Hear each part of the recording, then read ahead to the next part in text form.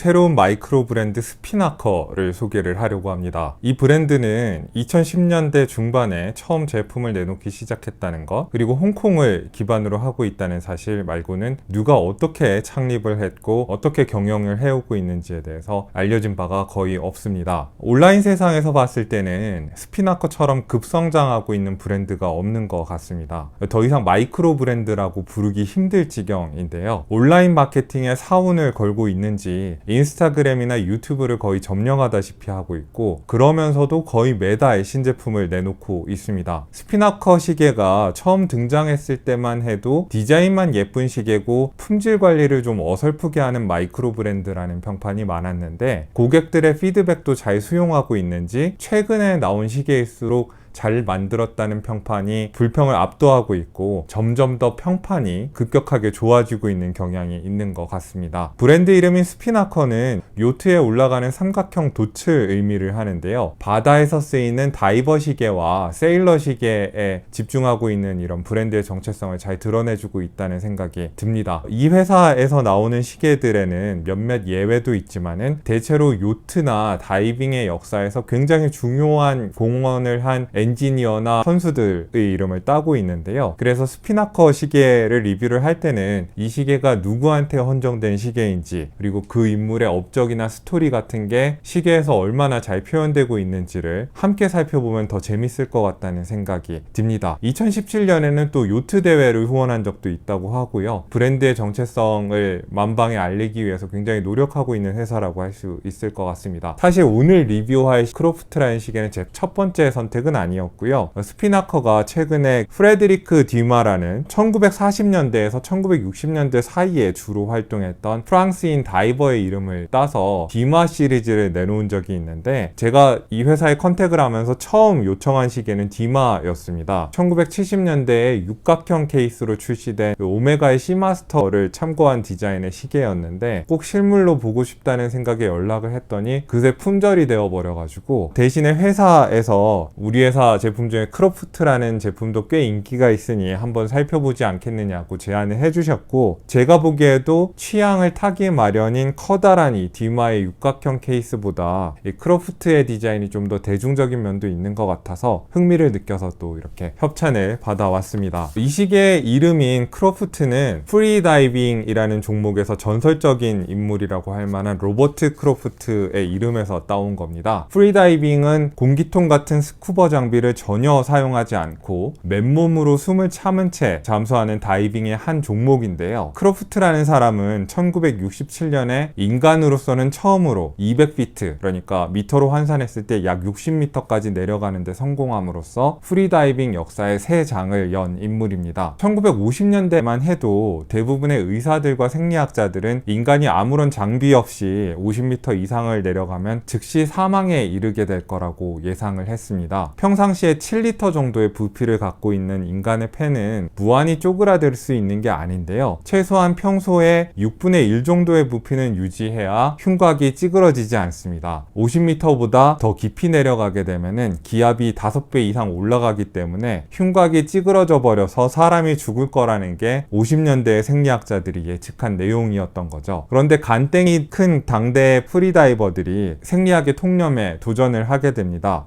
해봤더니 되는데요를 시전을 해버린 거죠. 1961년에 엔초 마요르카라는 시칠리 섬 출신의 이탈리아 사람이 50m의 벽을 처음 돌파를 했었고요. 한동안 그게 인간의 한계다라고 여겨졌었는데, 1967년에 오늘의 주인공인 로버트 크로프트라는 미국인이 갑자기 등장을 해서는 64m까지 맨몸 잠수를 성공을 해버립니다. 오스트리아의 허버트 니츠라는 사람이 2012년에 세운 기록인 253.2m라는 현재 세계 신기록과 비교하면은 별거 아닌 것 같이 생각될 수도 있겠지만은, 크로프트가 활동하던 1960년대는 인간의 잠수 능력에 대해서 알려진 게 별로 없었던 시기였고, 크로프트는 앞으로도 60m의 벽을 돌파한 최초의 인간으로 영원히 역사책에 남을 걸로 예상이 됩니다. 로버트 크로프트는 에어패킹이라고 부르는 폐에 공기를 더 많이 저장하는 잠수 기술을 개발한 인물로도 유명하고요. 미 해군에서 잠수함이 고장났을 때 탈출하는 방법을 가르치던 다이빙 비행 강사로도 오랫동안 근무를 해왔습니다. 1962년과 68년 사이에는 미 해군 연구소의 과학자들을 위해서 피엄체 역할도 자원해서 했는데요. 왜 육지에서 폐를 사용해서 공기를 호흡하는 인간을 포함한 포유류가 50m를 넘게 잠수를 해도 흉곽이 찌그러지지 않는지 원인을 밝히는데 결정적인 공헌을 한 것으로도 알려져 있습니다. 과학자들이 크로프트랑 같이 실험을 하면서 블러드 시프트라는 현상을 규명을 한 건데요. 인간을 포함한 육지에 폐호흡을 하는 포유류가 잠수를 하게 되면은 신체의 반사작용의 일환으로 몸 안에 있는 혈액들이 장기로 모여들게 되는데요. 바로 폐에 모여든 피가 깊은 물속에서 잠수를 하는 동안에도 압축되지 않고 폐의 부피를 일정 정도 이하로 수축되지 않게끔 막아주기 때문에 프리다이버들과 다른 육상포유동물들이 깊이 잠수를 해도 죽지 않더라는 연구가 나오게 된 겁니다. 전성기 때 크로프트의 사진을 보면은 수영 팬티 하나만 입고 롤렉스 서브마리너로 추정되는 다이버 시계 하나만 차고 잠수를 하고 있는 모습들이 많이 있는데요. 아마 스피나커가 크로프트 시리즈를 출시하면서 살리려고 했던 느낌이 바로 이 사진의 모습들이 아닐까 하고 추정이 됩니다. 크로프트가 활동하던 1960년대에 다이버 시계들처럼 빈티지인 느낌을 살리고 가긴 하는데 할아버지나 아버지 서랍에서 꺼낸 것 같은 늙은 시계가 아니라 당대의 통념에 도전하던 크로프트라는 젊은이의 도전 정신, 젊은 느낌을 담자. 아마 그런 게 이 시계의 컨셉이었던 것 같아요. 그 결과로 나온 게 이 재밌는 시계인데 크로프트라는 인물의 이야기가 어떻게 시계에 반영이 됐는지 중점적으로 보면서 이 시계를 꼼꼼히 살펴보면 재밌을 것 같다는 생각이 듭니다. 그럼 테이블로 자리를 옮겨서 본격적으로 시계를 살펴보도록 하죠. 네, 오늘 시계 리뷰의 주인공인 스피나커의 크로프트 시계를 제 앞에 가지고 왔습니다. 이 시계는 마이크로 브랜드의 시계가 의뢰 그렇듯이 스피나커의 홈페이지에서만 구매가 가능하고요. 320불이라고 나와 있는 시계 정가만 보시면 가격 경쟁력이 없다는 생각이 드실지도 모르겠는데 SP20이라는 쿠폰 코드를 적용하면 20% 할인이 적용이 됩니다. 그래서 256불로 가격이 떨어지게 되는데 이 정도면 한국까지 무료 배송이고 관부가세가 포함이 되더라도 30만원대 중반을 넘지는 않겠죠? 그런 거를 감안하시면 가격 경쟁력이 꽤 있는 시계라고 할 수 있을 것 같습니다. 이 정도 스펙에 이 정도 디자인의 시계를 이 가격에 구매하기가 그렇게 쉽지는 않습니다. 그런 점에서 가격 경쟁력이 있는 시계라고 할 수 있을 것 같고, 제가 이 시계가 60년대 다이버 시계들의 디자인에 굉장히 많이 영향을 받은 빈티지 느낌의 시계지만은 그럼에도 동시에 아버지 서랍에서 꺼낸 것 같은 늙은 시계 같은 느낌이 아니라 굉장히 젊은 느낌으로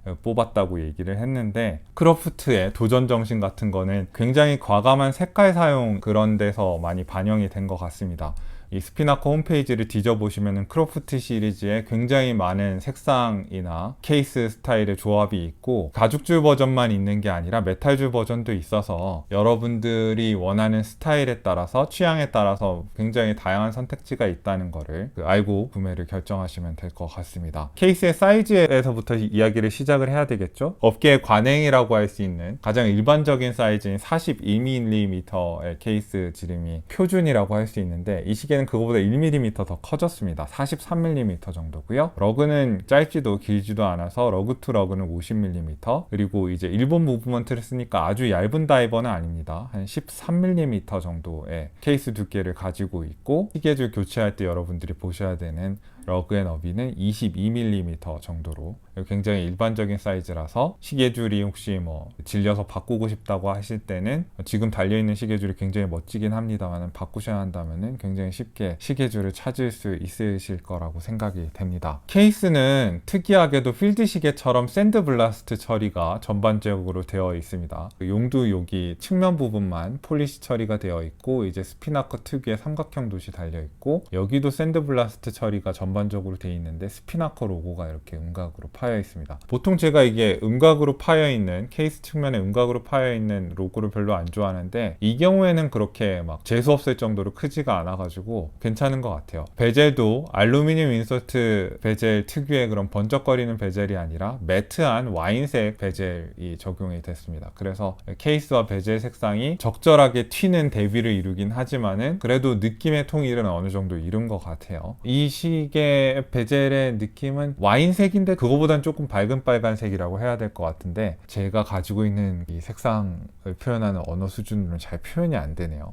시계가 이제 라운드 케이스잖아요. 전반적으로 인덱스도 동글동글하고 시분침도 동글동글한 느낌이고 통통한 느낌이고, 그런 느낌에 맞게 그 베젤에 적힌 숫자들도 좀 동글동글하고 통통한 것 같아요. 빈티지 시계답지 않게 통통 튄다고 해야 될까요? 즐겁다고 해야 될까요? 그런 부분이 좀 있습니다. 시계의 유리는 사파이어 크리스탈이 들어갔습니다. 이 가격대의 일본 다이버 시계들을 이제 구매를 고려하셨던 분들은 항상 마음에 걸리는 게 흠집에 취약한 하드렉스 크리스탈 내지는 미네랄 크리스탈을 채택하고 있는 시계가 대부분이라는 거에서 많은 분들이 이제 구매를 망설이게 되실 텐데, 스피나커는 세이코나 뭐 시티즌의 오토매틱 다이버들이 가지고 있는 무브먼트를 그대로 채택하면서 비슷한 가격대의 사파이어 크리스탈을 채택을 한다는 게 매력인 것 같아요. 이제 세이코나 시티즌 시계처럼 공장에서 찍어낸 디자인이 아니라 조금 더 과감한 변주나 스타일상의 배려들이 많이 들어간 디자인의 시계들이 나온다는 게 강점이어서, 일본 시계에 대해서 그렇게 막 팬심이 강하지 않고 대안을 비슷한 가격대에 찾고 있는 분들은 피나커를 살펴보셔도 좋겠다는 생각이 듭니다. 케이스는 316 LTNS 스틸이고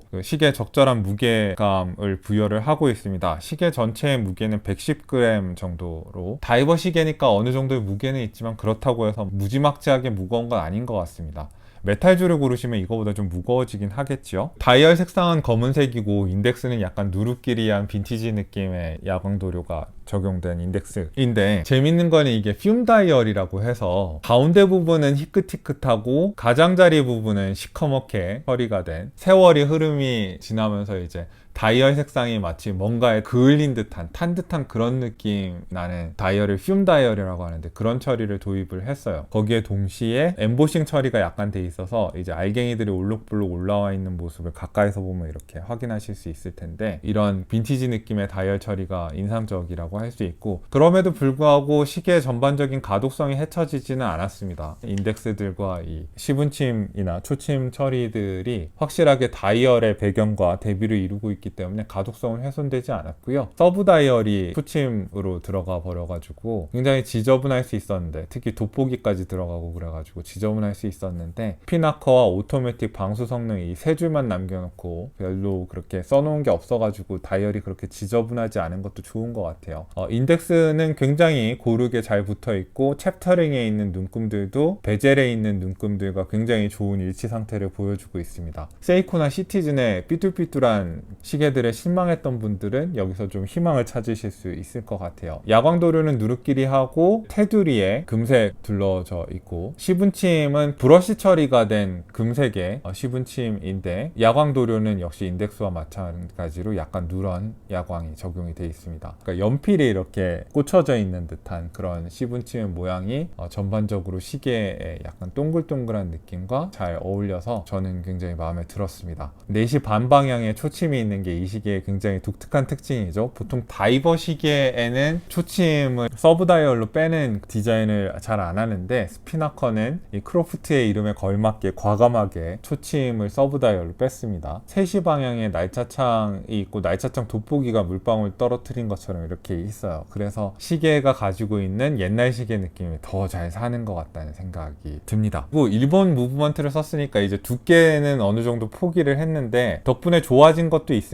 베젤이 두툼하게 들어가니까 베젤의 그립감이 이전에 봤던 스위스의 얇은 다이버 시계들보다 좋아졌어요.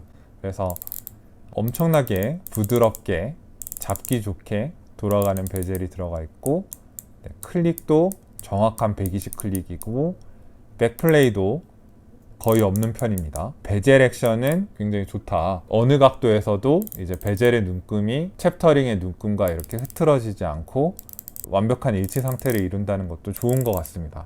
이거는 굉장히 시계를 잘 만드는 회사가 만든 베젤이라는 느낌이 들고, 앞으로 스피나커의 다이버들이 조금 더 평판을 쌓으면은 세이코나 시티즌 다이버에 굉장한 도전할 만한 그런 세력이 되겠구나라는 그런 생각이 들었습니다. 이 시계는 미오타의 8218번 무브먼트를 채택하고 있는데, 8218번 무브먼트가 이 가격대에서 특별한 장점이 된다고는 할 수는 없습니다. 그렇지만 있지만은 비슷한 가격의 일본 다이버들도 미오타 8000번대를 채택하고 있는 다이버들이 많고, 장점도 아니지만 단점도 아니라고 할 수 있을 것 같아요. 이 미오타 무브먼트는 1시간에 21,600회 진동을 하는, 그러니까 1초에 6번 초침이 움직이는 고진동이 아니라 일반적인 진동수를 가진 무브먼트라고 할 수 있는데, 그럼에도 불구하고 이 초침이 그 중앙에서 돌아가는 게 아니라 서브 다이얼에서 작게 돌아가기 때문에 스위스의 고진동 무브먼트 못지않게 부드러운 초침 움직임을 확인하실 수 있습니다. 미오타는 스위스 무브먼트랑 다르게 평균 오차를 공개를 하지 않고 최대 오차 범위만 공개를 하고 있는데요. 공식 오차는 1-20초에서 플러스 40초 사이에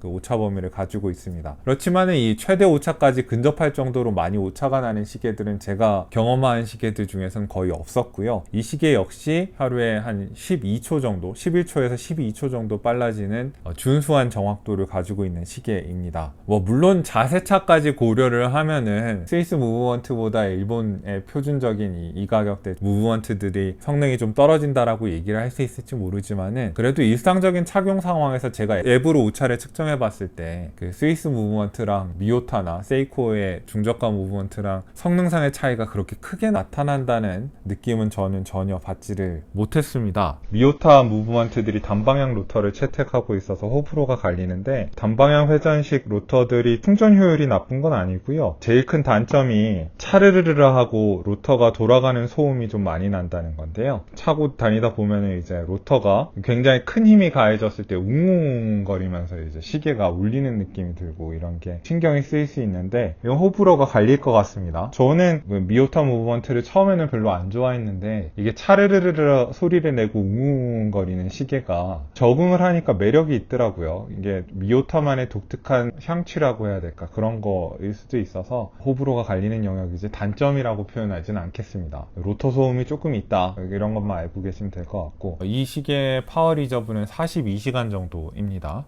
무브먼트에 대해서는 많이 기대를 하실 것도 없지만은, 그래도 품질이 떨어지는 무브먼트는 절대로 아니다라는 얘기를 할 수 있을 것 같고, 유일하게 아쉬운 점이라면은 이 미오타 8000번 때는 수동 감기까지는 지원을 하는데 핵 기능이 없어요. 그게 좀 아쉽습니다. 자, 그럼 용두를 풀어보시면은, 용두가 깊게 파이는 스타일은 아니고 3바퀴 정도 돌리면 용두가 툭 하고 빠지는 그런 나사 처리가 돼 있고, 수동 감기는 굉장히 부드럽게 잘 됩니다. 일본 시계치고는 굉장히 부드럽고, 지금 날짜창이 안 보이니까 시침을 좀 돌려놓을게요.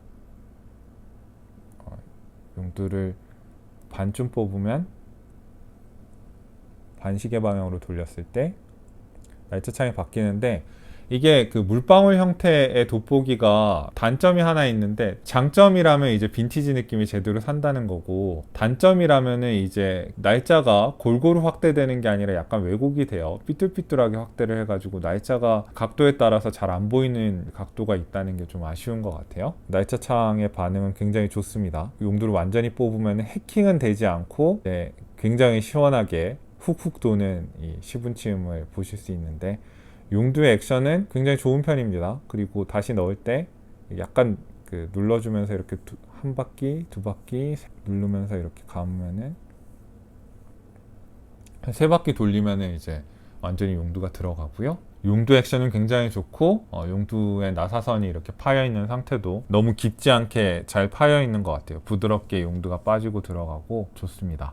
그리고 슈퍼 루미로버가 채택이 된 야광인데, 세이코 다이버가 제가 이 가격대에 축광 방식을 채택하는 다이버들 중에서는 굉장히 야광 성능이 좋다고 그랬는데, 스피나커의 이 시계도 야광 도료를 아끼지 않았는지 굉장히 밝은 야광이 이렇게 나옵니다. 인덱스도 큼직큼직하고 도료도 아끼지 않고 발라놓으니까 60분 방향에 있는 베젤의 마커도 그렇고, 시분 초침이 다소 인덱스에 비해서 야광이 약한 경향이 있긴 하지만 야광은 굉장히 성능이 좋은 편입니다. 그리고 또 크로프트로부터의 영향이 이렇게 느껴지는 부분이 또 방수 성능 부분인데, 방수 성능이 150m예요. 왜 150m인지는 크로프트를 생각해보면 알 수 있죠. 크로프트가 프리다이빙의 선구적인 인물이잖아요. 그러면 다이버 시계가 최소한 프리다이빙이 가능을 해야 될 텐데, 프리다이빙이 가능한 최소한의 권장 방수 성능이 150m입니다. 그래서 스펙을 거기에 맞춘 것 같아요. 150m까지 방수가 되는 방수 시계고, ISO 인증받은 고가된 200m 방수시계인 그 세이코나 뭐 시티즌의 동가격대의 다이버에 비하면은 방수 성능이 조금 딸리긴 합니다만은 그래도 일상에서 사용하기에 150m도 굉장히 준수한 성능이죠. 아마 방수 성능이 200m에서 다소 떨어지게 된 데는 이 스피나커에서 채택한 디스플레이 케이스 백이 어느 정도 영향을 미치는 것 같아요. 까만색으로 이렇게 장식이 된 멋진 로터가 있고, 그리고 미오타의 8218번 무브먼트가 제가 놀란 게 탑 플레이트에 코트드 제네브 장식이 들어가 있어요. 이거는 범용 무브먼트에서는 굉장히 보기 힘든 장식인데 뭐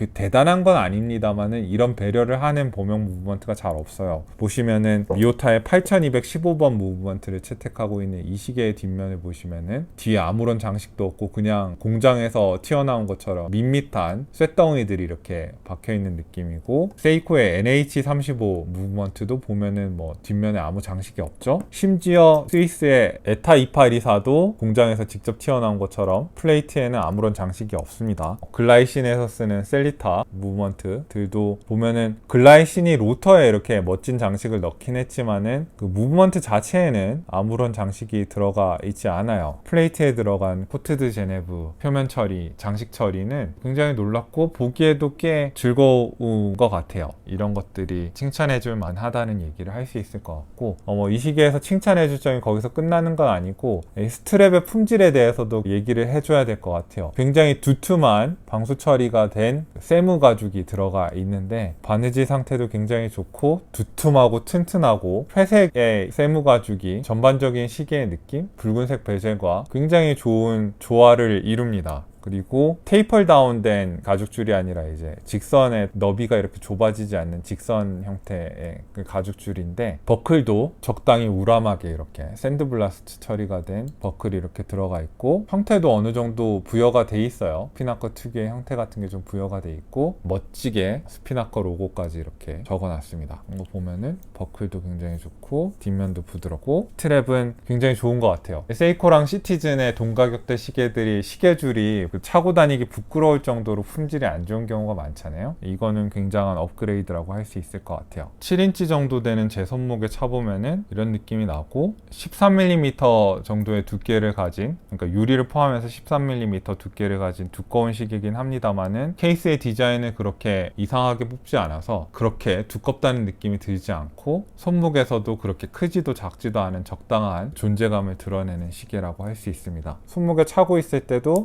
베젤을 돌리는 건 아무 문제를 못 느낄 만큼 베젤 액션은 굉장히 좋고요. 그리고 이 시계는 야외에서 봤을 때 더 외모가 돋보이는 것 같아요. 가죽은 굉장히 편안한 느낌의 착용감을 가지고 있고, 방수 가죽이 의뢰 그렇듯이 두꺼운 방수 가죽들이 처음에 받으면 굉장히 뻣뻣하다는 느낌이 드는데 그래도 착용할 때 잘 구부러지고요. 피부에 닿는 부분들이 다 굉장히 부드럽기 때문에 착용감은 문제가 없습니다. 뻣뻣한 느낌이 처음에 기분 나쁠 수 있는데 시간이 지나면서 이건 좋아지는 부분이기도 하고, 스트랩은 전혀 문제가 없고, 얇게 보이게 만들려고 케이스백에 뭐 이상한 처리 같은 거 안 해가지고 납작하게 케이스백을 잘 뺐거든요. 그래서 피부에 닿는 부분의 착용감도 굉장히 좋고 그렇습니다. 마이크로 브랜드에 대해서 편견이 없고, 시계 브랜드가 역사가 짧아도 별로 상관이 없는 분들이 30만원대에서 50만원대 이하의 다이버를 찾고 있는 분들이라면은, 그리고 남들이 다 한 번씩은 거쳐가는 세이코나 시티즌의 다이버 시계들, 오리엔트의 다이버 시계들이 나는 좀 지겹다, 다른 걸 시도해보고 싶다라고 하시는 분들은 이 가격에 이제 이렇게 괜찮은 디자인과 사파이어 크리스탈을 주는 시계는 잘 없잖아요. 스피나커도 한번 대안으로 고려를 해보시면 좋을 것 같다는 생각이 듭니다.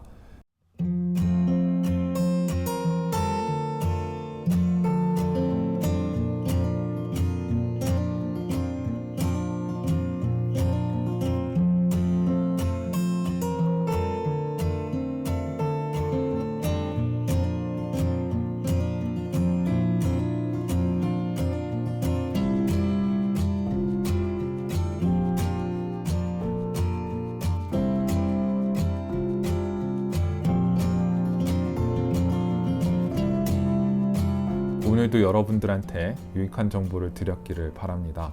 이상 생활인의 시계였습니다.